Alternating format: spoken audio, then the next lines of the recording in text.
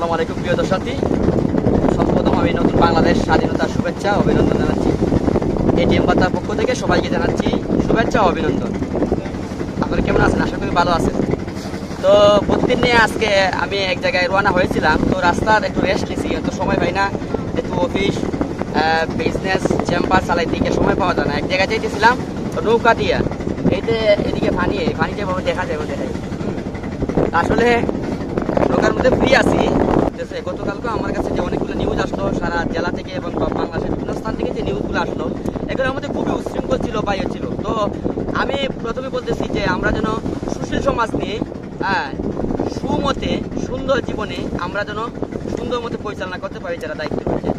তো আমি একটু বলি যে এক জায়গায় শুনছিলাম একটি ঘটনা, যে ঘটনাটা আমি বলি, ঘটনা দিয়ে কথা শুরু করছি। যে কোনো এক বাদশা নাকি বলছিল যে তোমাদের মধ্যে যা আছে যে 4 আঙ্গুল পরিমাণ যে কান, আমাদের কান যে আছে 4 আঙ্গুলের বেশি যে কান হয়, এটাকে কেটে দিবাই।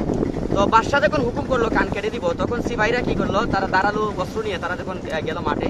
এই কথা শোনার কারণে গ্রাম অঞ্চলে যে মেরামেরি আছে তারা সবাই পালাইছে, তারা পাহাড় থেকে নামা শুরু করছে।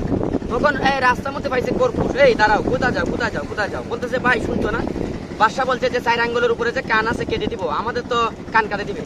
তো কর্কুশ বললো, হেই বুকা, বুকা, আমার তো কান হয়েছে হাত লম্বা, আর তোমাদের কান হলো 2 আঙ্গুল, তো তোমাদের কান তো কাটবে না, কাটবে তো আমার কান, 4 আঙ্গুলের লম্বা তো আমার কান।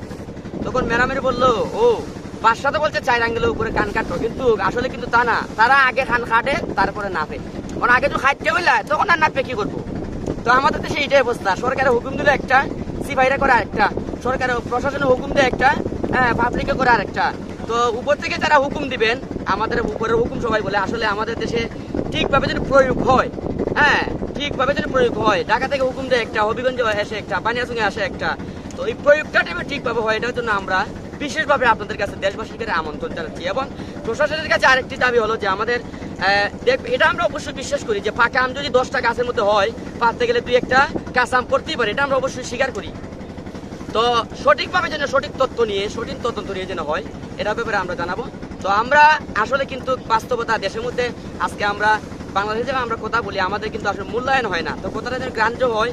আর আমরা বিশেষভাবে আবারও অনুরোধ করবো আপনাদেরকে, সকল যেগুলা নীতিমালা রয়েছে, নীতিমালা অনুযায়ী অনলাইনে যেন প্রত্যেক স্তরে উপজেলায় এবং উপজেলায় থানায় ইউনিয়নে অনলাইনে যেন কাগজপত্রগুলো ঠিকভাবে পৌঁছে দেওয়া হয়।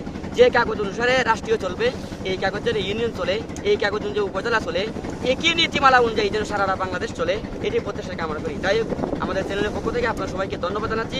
আসসালামু আলাইকুম রহমতুল্লাহি ওয়া বারাকাতুহু।